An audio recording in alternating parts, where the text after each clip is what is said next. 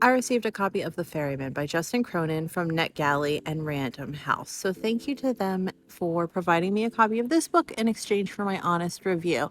Justin Cronin is one of my favorite authors just because of the Passage series. I love those books and I'm currently rereading them right now. So I was very excited to get a copy of this book, but unfortunately it fell a little flat. I'm going to give this book 3 stars though, but it was a bit too predictable for me.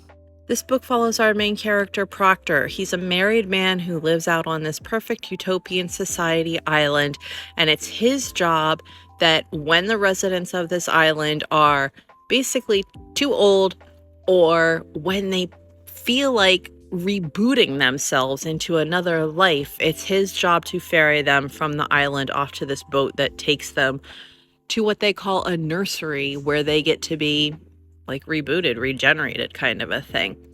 One day he has to take his father to the boat for the nursery, and his father has like an attack kind of a thing, and he has to chase his father down in front of a whole bunch of people, which is very traumatizing, I would think.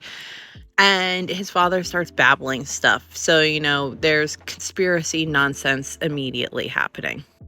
Proctor is estranged from his wife, basically, and he meets another woman who kind of leads him down the rabbit hole, sort of a thing. It's very Truman Show / The Matrix. There are definitely periods of time where you're like, what is happening? Where is he?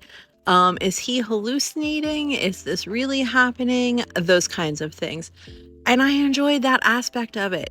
But other than Proctor, no one was really that likable in this book to root for or care about what happened to them. And the end of the book was just too predictable. Like, by the end, you could tell, even if you couldn't guess exactly the very last detail of what was happening, it was so obvious that it was just kind of, okay, we're done now. So I'm giving this book 3 stars, and I really appreciate the opportunity to review it, but it just wasn't for me.